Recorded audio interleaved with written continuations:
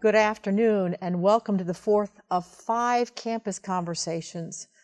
I'm Rose Martinelli, the Vice President for Strategic Initiatives, and I'm so pleased to be able to facilitate today's conversation and to help to steward the Strategic Budget Initiative on behalf of the university.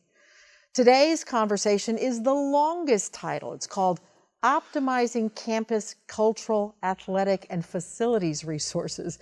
I'm joined here today by my colleagues, AJ Nagaraj, who is the Assistant Vice President for Advancement Strategy, and Van Sullivan, who is the Executive Director of our Faculty Student Association.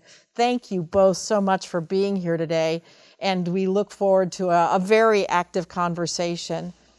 Today, AJ and Van will provide a little bit of an overview of the scope of their project, what they've learned over the time, and what are the things that they're working on in the coming weeks.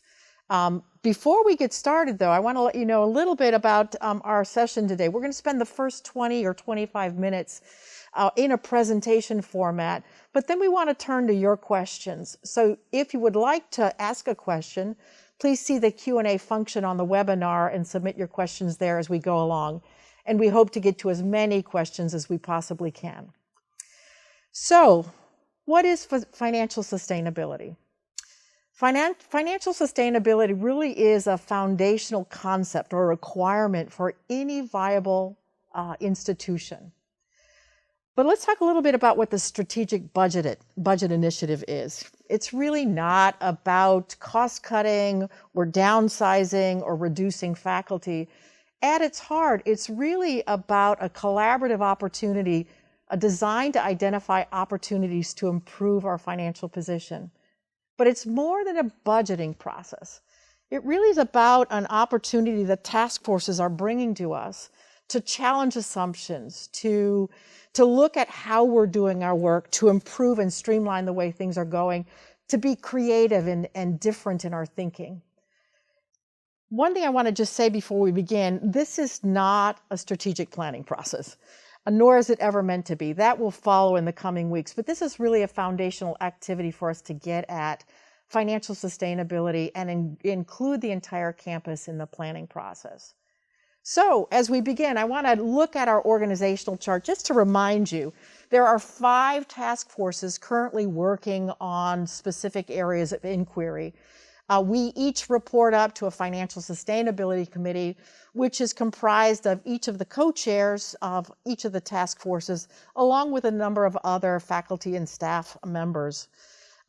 Everything that we do is recommending opportunities and initiatives for consideration by the Financial Sustainability Committee, but ultimately all decisions that will be made will be approved, vetted, and approved by the executive leadership. So I think it's really important to understand we are not strategy people. We're creating the frameworks by which we can find ways forward to be thinking about how to reduce costs, improve processes, or reduce or be creative in developing new ways of creating revenue.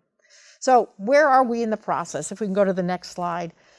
We are in step 3 of the project. We spent the first part of our time together beginning in October focusing on the definition and design of each area of inquiry. So the task forces spent some time inviting subject matter experts to come and present, help us to learn about the opportunities and the challenges, and help us to see that there's a system of initiatives and areas that really interact together. And so we spent time doing that.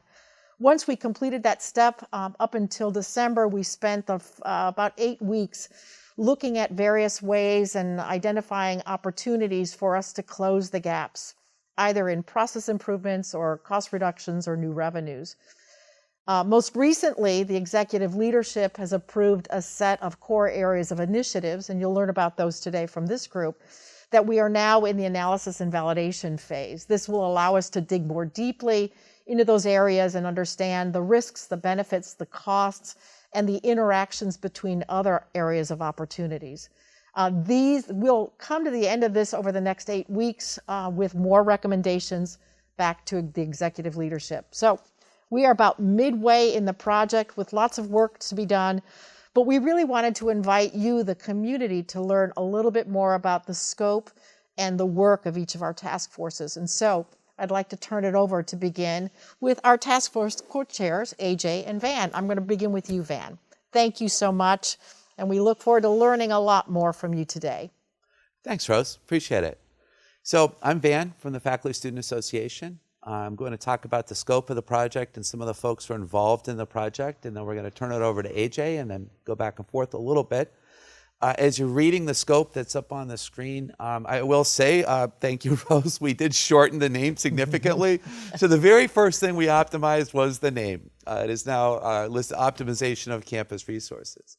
What you'll see is that there's three main topics that are touched on in this scope, right? So as a university, we have a lot of really cool, what we call physical assets, and those are places and stuff, right, that's on our campus. And when you look around our various campuses and facilities, it's important to note that these are really unique and amazing locations, right? They're unique to the East End of Long Island and Suffolk County. They're unique to the greater New York area. And as we've explored these spaces throughout the college and university community, Stony Brook has an amazing campus throughout the nation. And there's a lot of space on this campus. We want to sort of look at ways to drive revenue through there. The second is, in those space, there's people. Those people are really, really amazing as well, and that's you.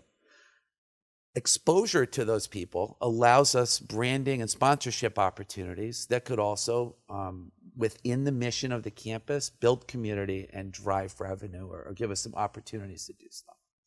And the third part that you'll see in the scope there is this idea of scaling resources around all the wonderful cultural, artistic, and athletic activities that happen by those people in those places. It is what happens at colleges and universities. There's artistic performances, there are athletic events that are built on programs, but they have performance elements, and those happen in those spaces that we're talking about. So those are the three major areas of our scope that we're looking at. And we're looking specifically at ways that enhance the campus mission, help the student body, help the community, and if possible, drive revenue towards the university.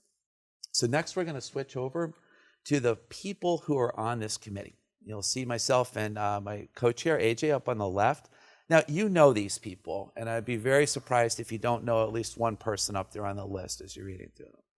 I encourage you to speak to them about this group, to speak to them about the work that they're doing in this group, and to bring ideas to them.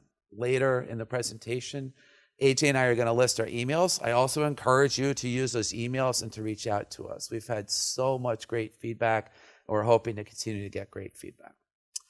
A couple of folks I do want to mention, our project manager, Joan Dickinson. I suspect you know Joan. If you don't, if you've ever experienced anything on campus that involves the external community, involves an event, involves stuff that's going on, there's a chance she's been involved in it. And also, we are getting some really great financial support from Nick and Pete from the Office of Financial Planning and Analysis. We also have some subject matter experts. So we have consulted, you probably know a lot of these folks too. We've consulted with a sort of broad array of experts within our community around these topics in our scope. And we're really looking forward, especially to speaking with members of the academic community and leaning on, we have world-class masters, right, of some topics that we're really interested in: branding and sponsorship and economic impact and surveys and all of this stuff that here on campus. And so we're looking forward to speaking with additional subject matter experts as well. So at this point, I'm going to turn us over to AJ, and he's going to walk through some of the things that we've learned. Thank you, Van. I want to echo some of Van's sentiments and thank all 22 members of our task force, along with our technical support group representatives, as well as the subject matter experts who've very selflessly given their time, energy, and effort over the course of the last 4 months. This has not been an insignificant commitment, and I just want everyone to know that both Van and I very much appreciate the contributions that you've made. So, pulling up at a high level and better understanding some of the opportunities that we see ahead of us, when I reflect on the last 4 months of our work, meeting on a weekly basis for multiple hours every week, also leaning on subject matter experts, interviewing these individuals from across campus to better understand the issues that they're familiar with, and even conducting an exercise in which we sought to find 150 ways to generate alternative revenues. We really pulled up at the end of December to do an opportunity landscape assessment. And what you'll see on this slide is really the fruits of that effort. We came to the conclusion that there are three major opportunities that our Optimizing Campus Resources Task Force has in the coming months. The first opportunity relates to sponsorships and brand partnerships. Now, this is not an area that Stony Brook is new to. Specifically, areas like athletics, as well as the Stoller Center, have done a really solid job of carefully cultivating strategic relationships with local and national businesses and figuring out ways that we can partner effectively with them to drive new revenues for the university. However, we think we'd really benefit from a more unified, consolidated, strategic, holistic approach to this work so that it would benefit the entirety of campus and not just a few pockets here and there. The second major opportunity that we have relates to campus space utilization. Now, again, this is not an area that Stony Brook is new to. We have been figuring out ways to leverage our wonderful indoor and outdoor facilities and spaces for years, and we've been generating revenue, particularly, of course, during the off hours, so at nights, on weekends, and in the summer when these facilities are not being used. But we've found that there are a number of challenges with regard to this area. So specifically, many of the individuals that we're interested in as prospective customers, so you can think about community groups, nonprofits, individuals, and businesses who might be interested in availing themselves of the opportunity to rent our spaces, have found the process to book, to reserve these spaces to be incredibly cumbersome, very manual. There are a lot of pain points associated with this, and so of course they've gone elsewhere.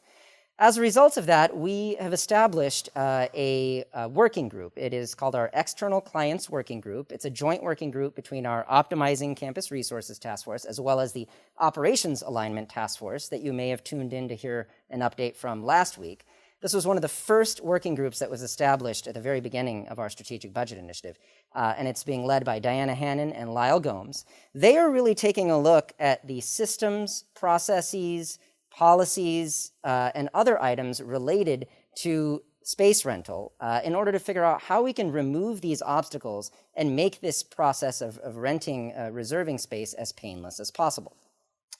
However, this is not field of dreams. It's not if you build it, they will come. There's a lot of work.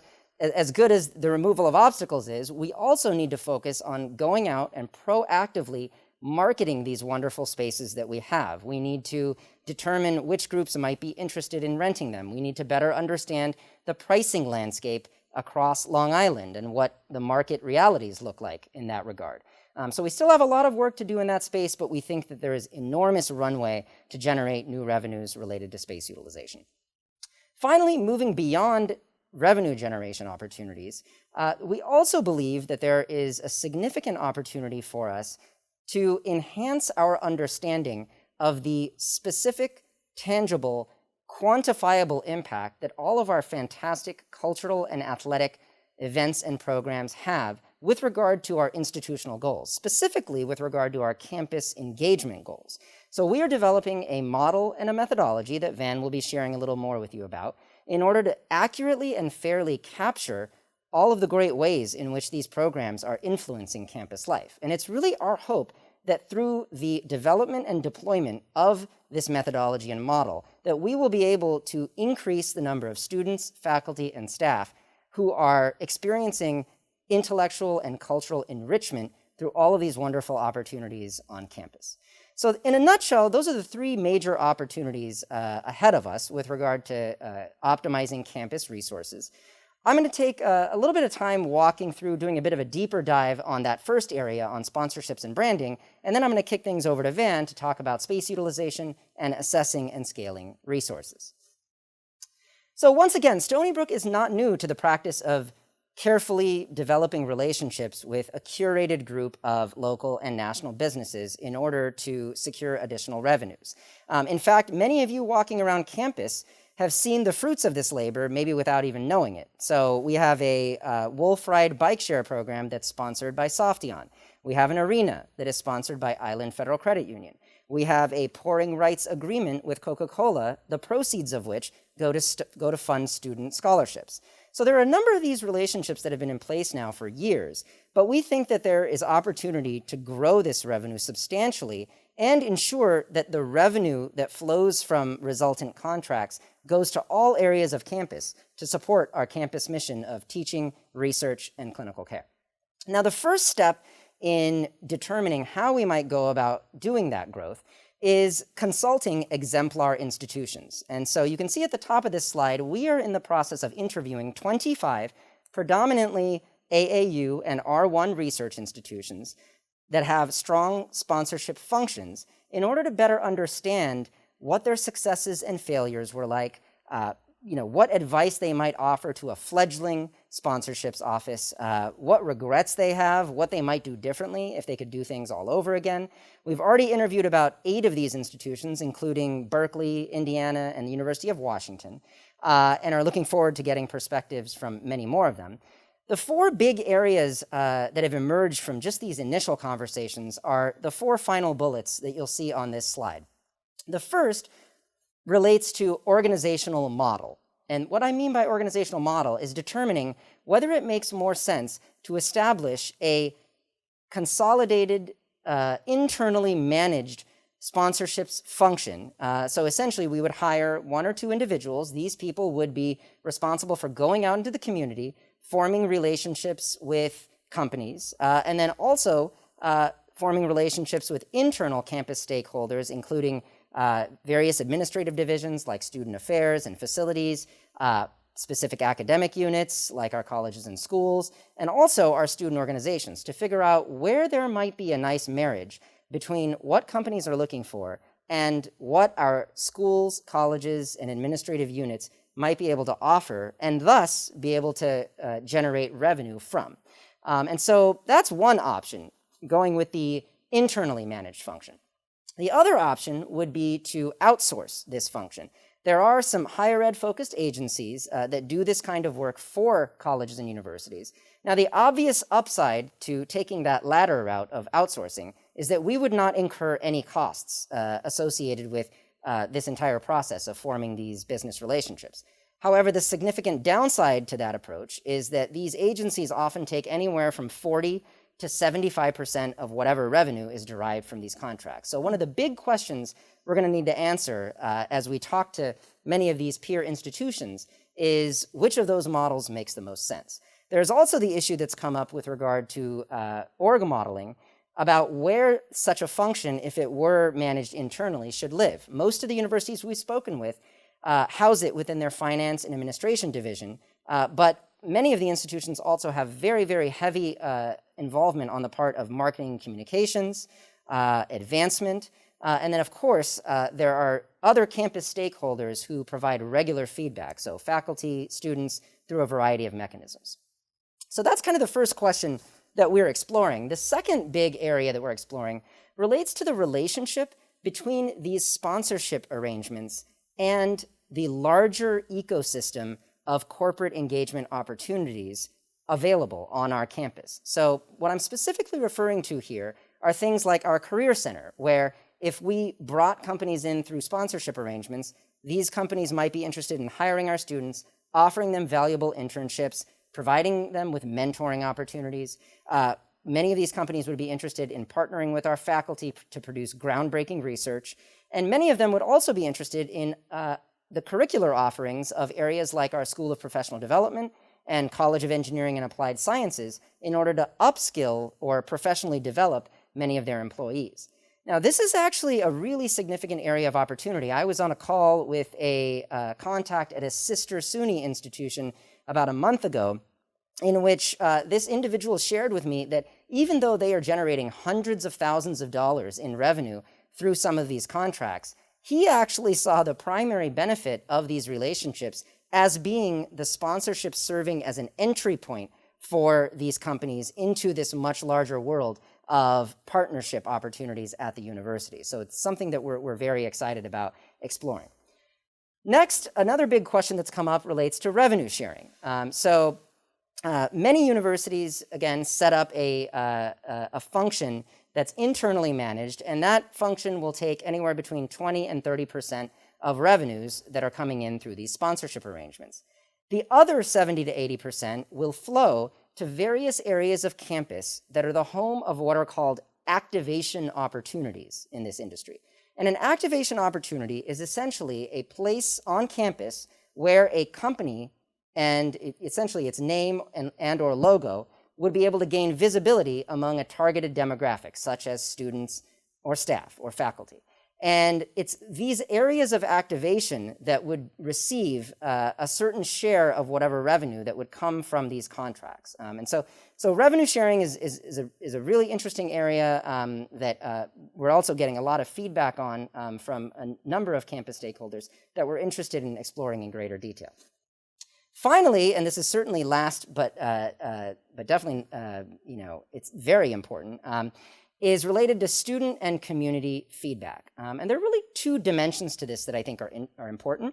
The first is the student and community feedback that we are soliciting at the moment. So we have a working group dedicated to sponsorships and brand partnerships. We are organizing a series of focus groups with student leaders that will be taking place across the next couple of weeks. We are also interviewing faculty members in order to better understand their perspectives, everything from industry and brand preferences to any concerns they might have. One of the things that's come up that we are very cognizant of that I want to reassure everyone about is that we are very aware that the academic character of our institution is what's most critically important, and that needs to be protected. So as we go about assessing the viability of opportunities in this sponsorships and brand partnership space, we want to make sure that at the same time that we're working with these companies, we're not doing anything at all to compromise the mission and the academic core of our institution.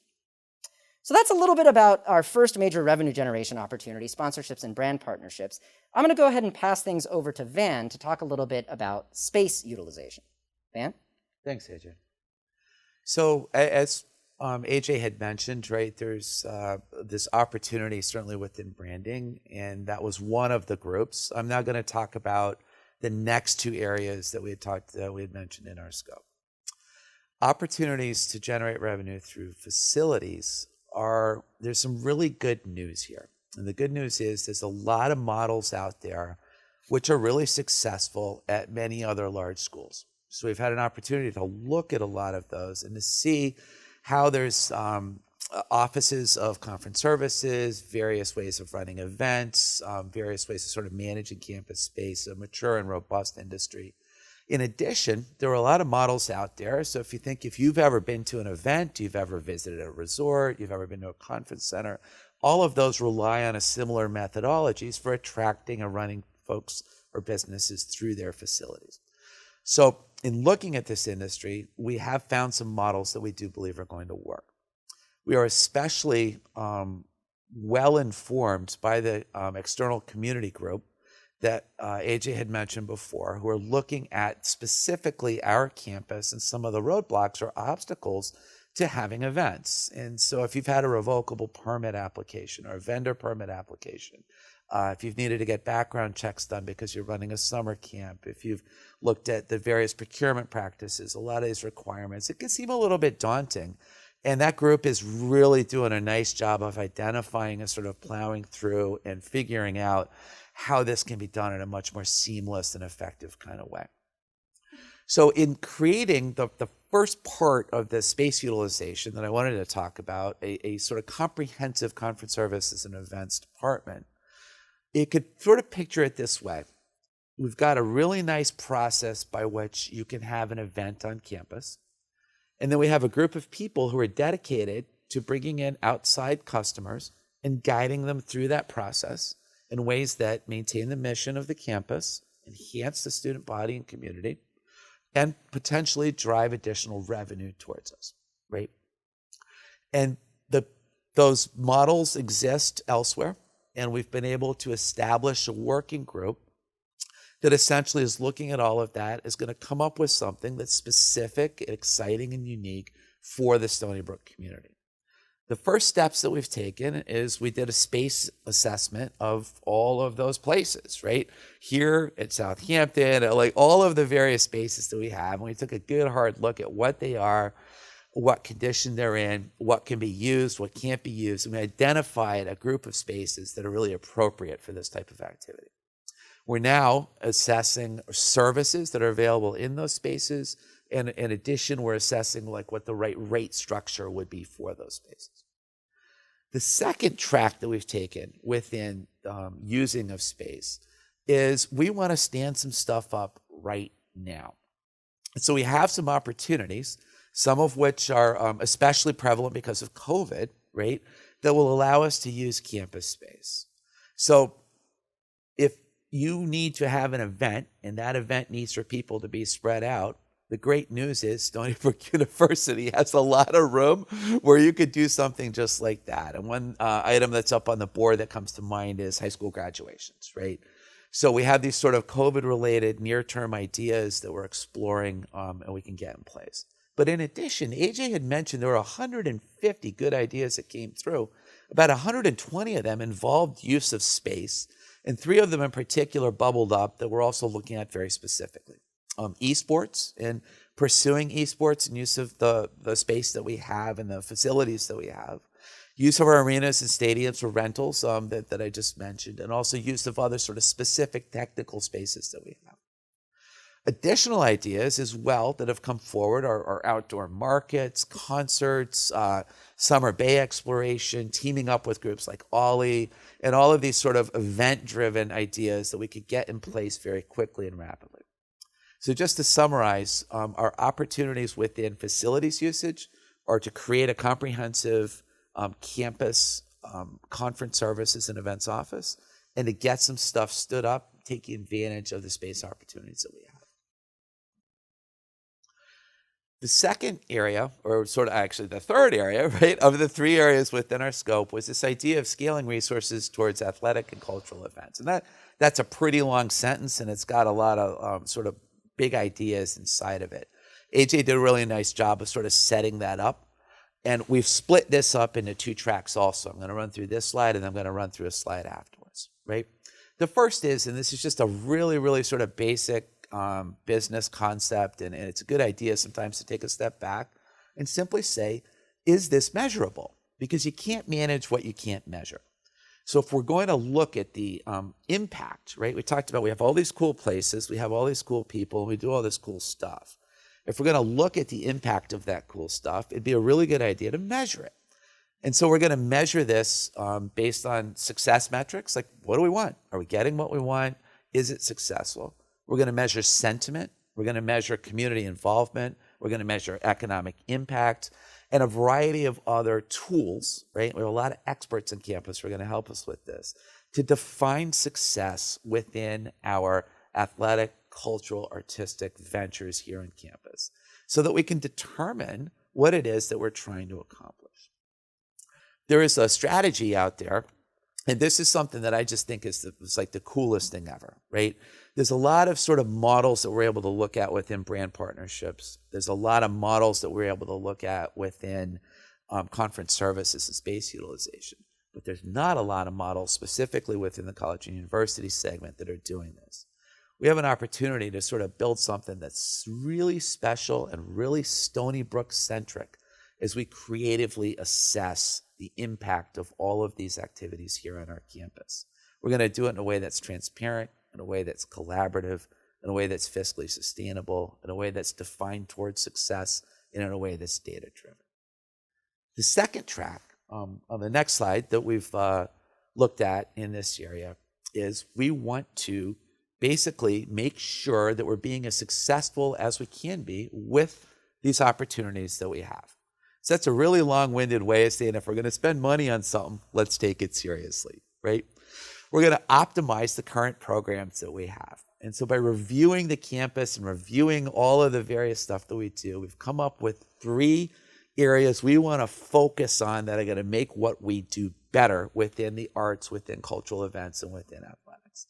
The first, and this was, again, it was sort of a simple idea, but it's a very powerful one. Let's be more overt and tactical about how we manage these events.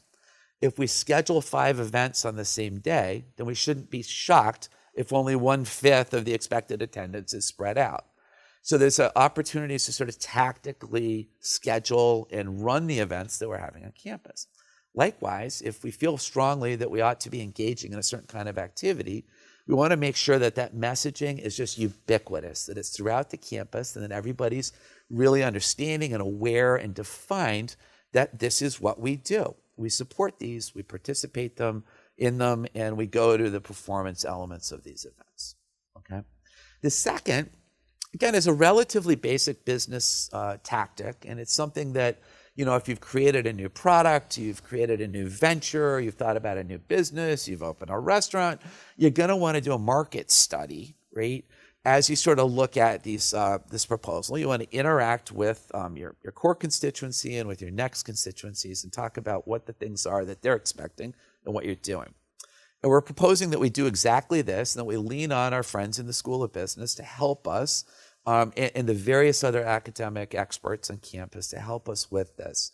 So we're going to simply do a market study of the external community, the alumni community, of the student community, the faculty and staff community, of the leadership community, of the medical community, and tune up what it is or inform our programmatic elements, and then inform the performance elements of that so that people get what it is they're expecting, and we're doing the things that folks are expecting. The third part is there are some opportunities here on campus to actually optimize the operational structures of the various performance elements. So we have students who are learning how to be athletes. We have students who are learning how to be artists. We have students who are learning how to be musicians. We have students who are learning a whole bunch of different things, and they inherently perform, whether we're going to a football game or we're going to a concert. The operation of those are actually somewhat similar. And so what we've come across is that there may be an opportunity to share some of those things. You look at things like parking. You look at the way that ticket sales are done. You look at the way that marketing are done. We may be able to actually sort of combine some of those into a more efficient structure that will create better marketing, but will also potentially lower some expenses. So just to summarize this group then, we've decided to go down 2 tracks in the scaling of these resources proposal. And the first is basically to step back and measure what it is that we're really trying to accomplish. And the second is to be overt and obvious and direct in the way that we engage in these activities. At this point, then, I'm going to turn back over to AJ. Yes. Thanks, Van. Across the next couple of months, our main priorities are going to be to farm our work out into 7 proposed working groups that you'll see on this slide. They're going to be tackling a whole range of priorities related to the 3 opportunities that Van and I have been sharing more with you about today. And we really wanted to encourage everyone viewing today to reach out to both Van and me with any feedback you might have, any questions you have. I really want to express my appreciation for all the individuals who participated in the campus-wide survey that recently closed. It actually validated many of the directions that our task force had been going in, and so it was very much appreciated. At this point, I'm going to pass things over to Rose. AJ and Van, thank you so much. That was really an informative presentation, and you guys have done so much in such a quick period of time. If you could go to the next slide. Before we start our Q&A, Van, AJ just mentioned that we had and conducted a strategic budget initiative survey back in December. And we had more than 2,200 people respond, and that was really exciting in itself. A great deal, or a large proportion of that, were our tenure and tenure-track faculty, and a large proportion of staff, and really engagement across the institution. We will be posting the survey results on our website within the next couple of weeks, and I'll be sure to send a link out to the campus where you can get more information. A couple of things that I think were really important and very encouraging to me were the confidence. More than 2/3 of our respondents felt confident in leadership's ability to affect change. And also 2/3 of the respondents felt that we, you and me, could make these changes as well. And I think that's really exciting. What we're doing right now is difficult. We face some enormous financial challenges, but we are also expressing enormous confidence in our ability to meet those challenges. And I just wanted you to know that, and also thank you for participating in the survey. So let's get into the Q&A portion of our time together. I am really excited about these types of questions and the real round robin that we have today. So please try to explain to the best of your ability. If a question really falls outside of where you think our work is happening, please just tell me that and we'll move forward. So I'm going to move on. Let's see, the first question. I have an idea for an event or a corporate partnership. What should I do? AJ. Yeah, absolutely. That's a fantastic question and a very easy answer. I would very much recommend that you email both Van and I with the details of that. One thing I do want to mention here is that although we are certainly taking a look at various leads associated with whether it's space utilization or sponsorships and brand partnerships, really the scope of this task force's work is to arrive at a place by April at which we're providing recommendations to the senior executive team on how to execute on some of the things that we think have a lot of promise. And so assuming that we do move forward on some of these areas like sponsorships and brand partnerships, let's say in the fall or at some point in the future, it is at that point certainly that these leads would be especially helpful. Thank you very much. That's very helpful.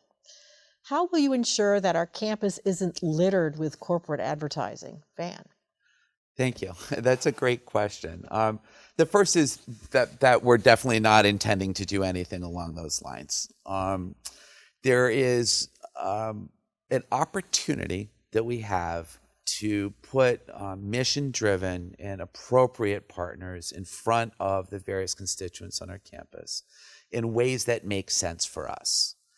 And that doesn't necessarily take the place always of sort of signage or large sort of overt branding, although there are venues within which that's appropriate. So if you think of an athletic stadium or maybe something that's in a flyer at an event or at the Stoller Center, there may actually be some more overt kind of corporate advertising. But the partnerships and that we're talking about need to be tactical but thoughtfully applied and would be done within ways that fill our mission and enhance the student body and the community. Thank you. Why don't we use the Southampton campus for more events? I'm going to give this to AJ. Sure. So certainly the Southampton campus was part of our space asset inventory project in which we looked at all available indoor and outdoor facilities.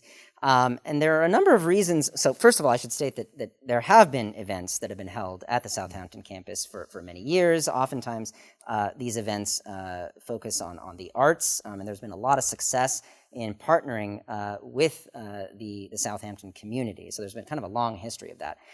That said, a lot of our analysis around the facilities that are available to us on the Southampton campus seems to indicate that some of those facilities are in a state of disrepair and would necessitate significant capital expenditures in order to upgrade them to the point where they would become rentable and marketable to the community. So that's actually very much a part of the charge of one of our working groups that's looking at space utilization, is really to figure out what are the costs and benefits of making these kinds of strategic investments and upgrading properties in order to look at them as potentially rentable in the future. Thanks, AJ. Rose, if I could just add as well. If you can envision in a really hot career right now in hospitality as an event planner, right? And if you can envision, we're going to be proposing our spaces to folks who are used to planning events at conference centers or in these sort of basic kind of places.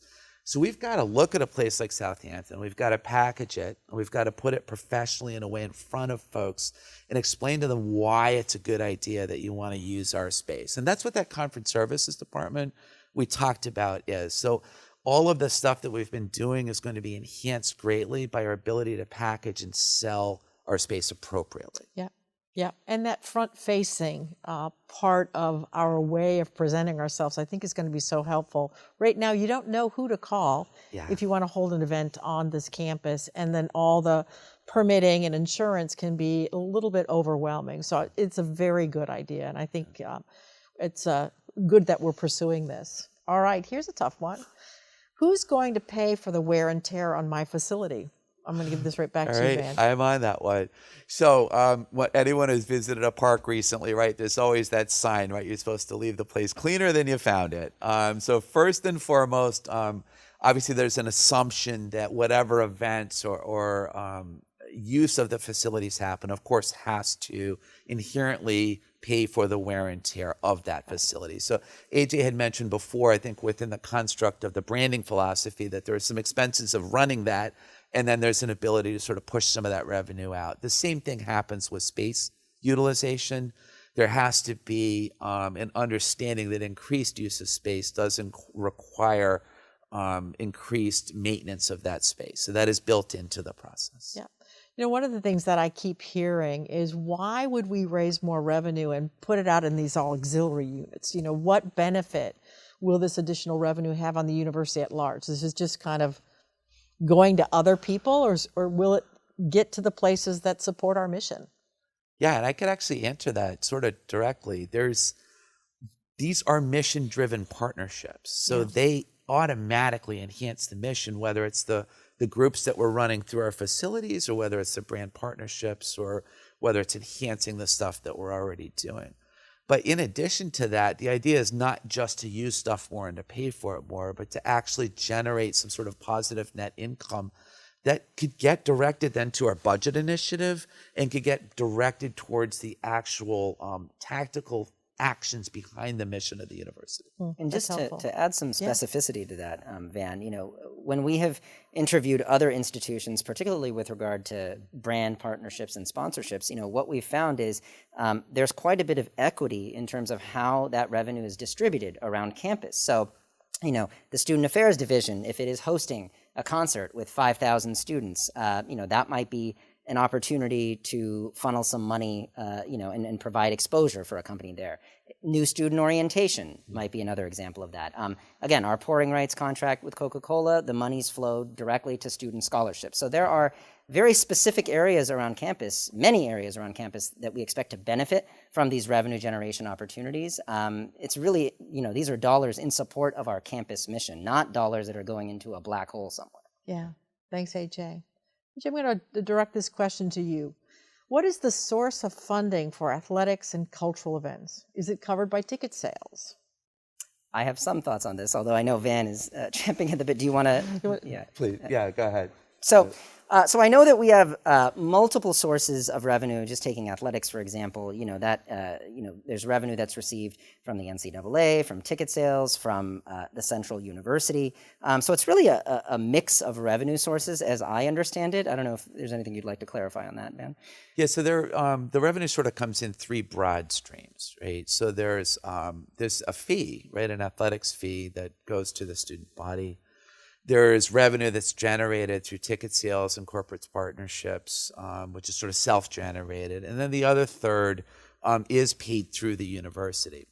But it's important to note that when we look at our various artistic and cultural events, that thus funding is broadly based. There are a lot of different sources for that funding, and a lot of it is self-generated. Almost 2/3 of it happens because those things happen.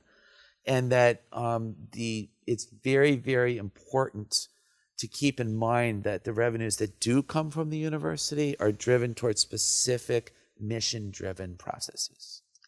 Thank you. In this process, have you learned a lot more or gotten some more transparency about all of this? I know when I've talked to a number of people, there seems to be kind of a question mark as to how these units or areas are funded. Are you learning more? Is this giving you more confidence in what's happening? Absolutely. We absolutely are. And it's been really great to bring the leadership of these areas together too, because there's so much commonality. Yeah.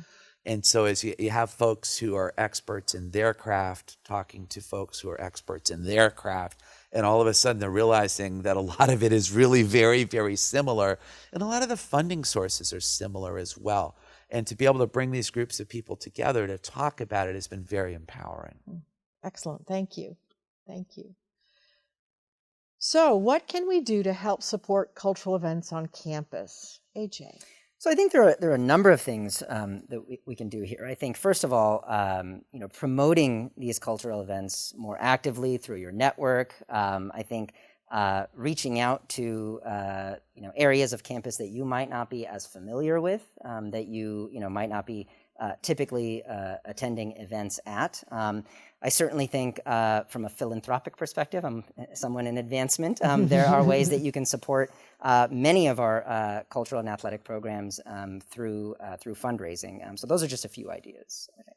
Yeah, no, one thing that came to mind is in light of COVID, people are not going to be traveling as far for cultural events, and perhaps this is an opportunity for us at Stony Brook University to really capitalize on some pent-up demand to be involved in arts and culture and all the types of things that we offer here that oftentimes may have been overlooked because of the location of Manhattan so close to us. So that could be another emerging opportunity as things begin to get back to where we can visit in person again.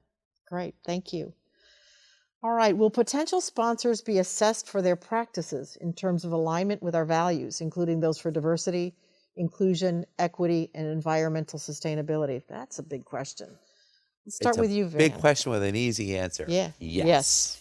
Flat out, 100% yes. This is a major, major component. We're recommending, and it's good that this came up before, and it's this idea, we're recommending a process by which we're going to find the right people to come on campus, but we're also recommending a process that has like a front porch or a storefront, right, through which these folks can come to the campus. Yeah. That is a hard no if you're not the right partner, period, end of story.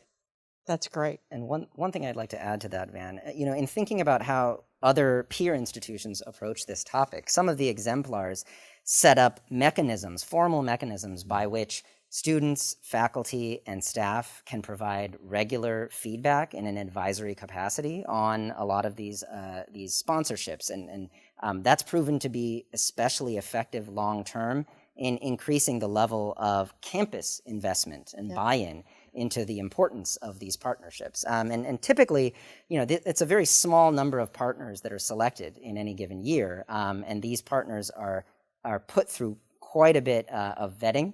So this is something we're actually very confident about. And in any recommendations that we might make to move forward on this front, whether it's to establish an office of sponsorships or to outsource some of this, a critical component of it will be the role that our campus stakeholders are able to play in kind of providing feedback on these things. Oh, that's great news. I think that's going to be really helpful as we start to expand and pursue some of these opportunities. So thank you for sharing that.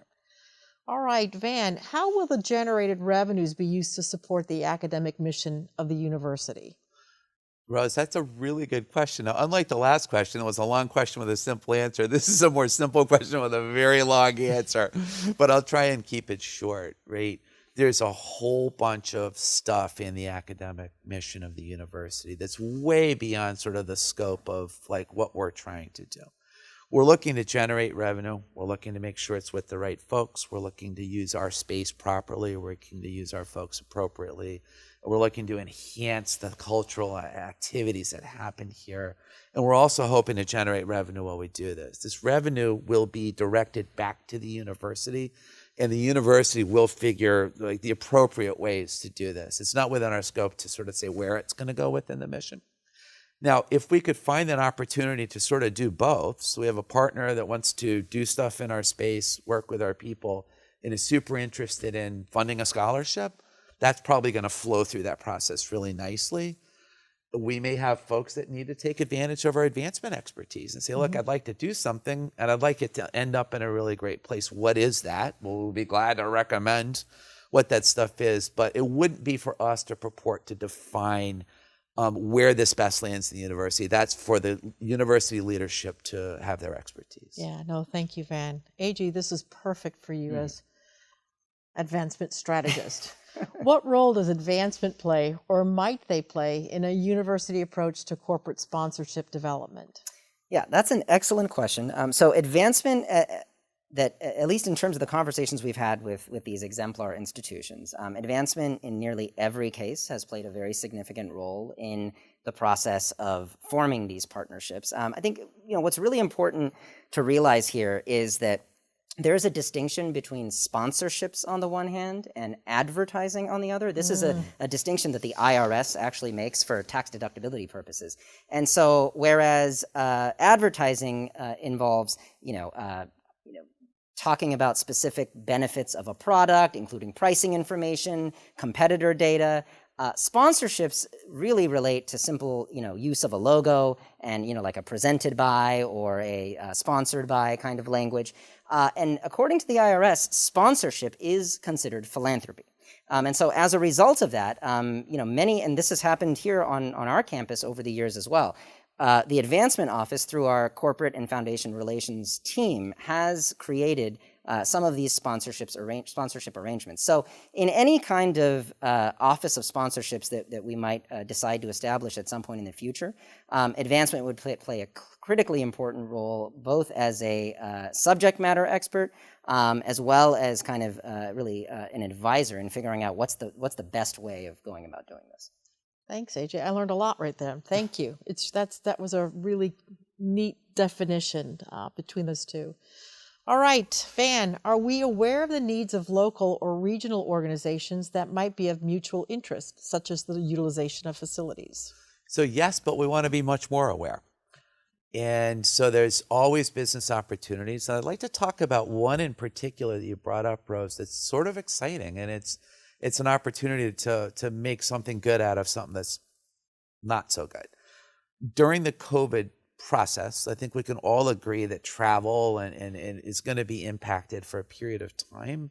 So if you think of our ability to propose a really fantastic utilization of facilities within the New York metro area that won't require air travel, won't require a great deal of travel, could be done on a day basis even, we actually have a competitive advantage with so many corporations and people close by. We're one of the few large facilities that has a lot of space that could be driven towards that. That's great. That's terrific. I also think about all the symposium and faculty-generated conferences. How much could we actually pull some really great academic conferences here and be a centerpiece for displaying and sharing our kind of our research prowess or the things that are going on and be a destination. And I think that could be really cool as we go forward. So what kind of spaces are included in the space inventory? And will those findings be shared across campus stakeholders? I'm going to go with you, AJ. So the space inventory, this is everything from indoor facilities to outdoor facilities. So buildings, within buildings, rooms, conference rooms, lecture halls, outdoor facilities. We're talking about athletic fields, recreational fields. In terms of geography, we're talking about East Campus, West Campus, Southampton. So it's a very comprehensive, approach to space inventory. And there are a lot of data points that are collected about these spaces. So what's the square footage? What are the AV, sort of features of it? And so right now, this kind of lives in a series of spreadsheets with hundreds of thousands of rows. We'll, as we go through the process of organizing this data and kind of making sense of this blizzard of data, we'll certainly, take into consideration, how it might be possible to share this information out more broadly in an easily consumable fashion. Right. C25 and CVent are our two kind of technologies that support this. Hopefully, this information can actually be imported into those so that we can share that information more readily with campus stakeholders. So that's the ideal location, but it might take us a few months to get there. All right. Well, how will the university prioritize the internal versus external opportunities? This is a very good question. For example, such as in the case of conflicting schedules in spaces that are highly sought after. I'm going to go back to you, AJ. Yeah, so I think our priority, first and foremost, is our campus community. So students, faculty, and staff. Hard stop, right? When there are situations that arise, in particular, at nights, on the weekends, in the summer, when these facilities are not being used, it's in those situations where we are going to have more flexibility to market these spaces and generate revenues from them. We also expect, particularly with regard to conferences, the vast majority of the conferences, of conference business that we've been looking at does take place either in the summer or during periods when the campus is not being used actively. So we don't expect that there will be many of these conflicts. And I do want to assure the campus community that where those conflicts might exist, our campus community will take priority. Great, thank you. And I think that developing the guidelines will be really important. Again, all we're doing here is putting together recommendations that will then be vetted through executive leadership, and many of these things will be selected and or slightly modified as executive leadership deems. So it's really good that you're thinking about this so broadly. So one last question. What is the role of faculty in this process? Thanks. So we have faculty advising us currently. We're looking for advice from faculty as we go forward. So there's a few different roles, but one of the roles specifically is we have faculty who study these exact processes and who are world-renowned experts in many of the things that we're looking at. So one of them is getting subject matter expert advice as we sort of craft these tactics from folks who really study this and understand it. The second piece is faculty are some of those amazing people who are using those amazing spaces.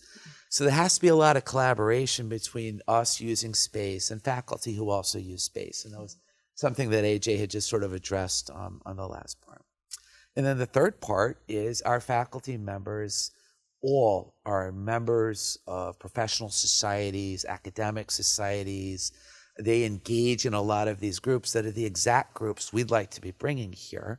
So I expect to have 2,000 opportunities on our desk that our faculty staff. Now, obviously, I'm being a little, I'm joking, but the fact is we have we have the best faculty in the nation. We ought to have the best services in the nation to match that and to support the role of the faculty within their personal communities. Thanks, Van. AJ, any last closing thoughts for you? Well, one thing I'd add on that point is just more broadly in terms of the involvement that faculty have had on our task force. We have faculty representation on our task force. We have consulted many faculty members as subject matter experts. I can say, our working group on sponsorships and branding is planning on interviewing a number of faculty members across the next month or so.